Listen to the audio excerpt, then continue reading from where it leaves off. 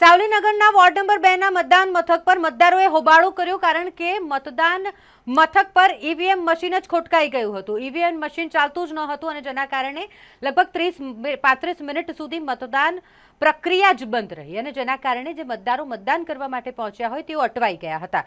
કુમારશાળા મતદાન મથક કે જ્યાં ટેકનિકલ ખામી સર્જાઈ અને ઈવીએમ મશીન બંધ થઈ ગયું, ઠપ થઈ ગયું અને જેના કારણે લોકોને હાલાકી ભોગવવી પડી। જો કે વોર્ડ નંબર 2 ના કુમારશાળા મતદાન મથક ખાતે લોકો હેરાન થઈ રહ્યા છે, અટવાઈ ગયા છે, ઈવીએમ મશીન બંધ થઈ ગયું છે। જાણકારી મળતાની સાથે ધારાસભ્ય કેતન ઇનામદાર પણ ત્યાં પહોંચી ગયા હતા અને લોકોને શાંત કર્યા હતા। સાથે જ તેમના ગયા બાદ તરત જ બીજું ઈવીએમ મશીન ઇન્સ્ટોલ કરી અને મતદાનની પ્રક્રિયા શરૂ કરવામાં આવી।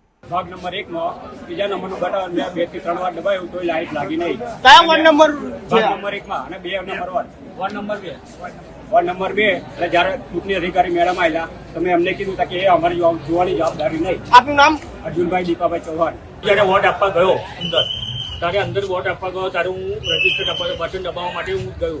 3 બટન દબાયા, 3 નંબરનું બટન દબાવાતું નતું।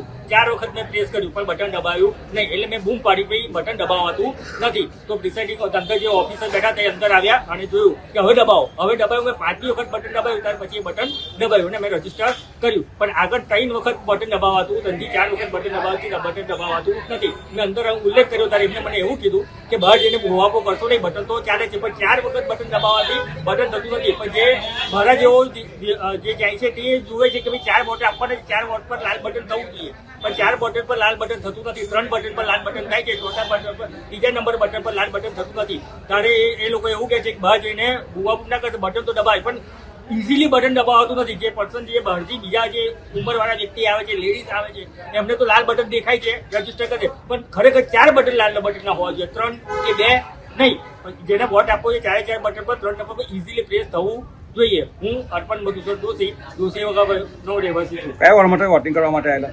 Ward number 2।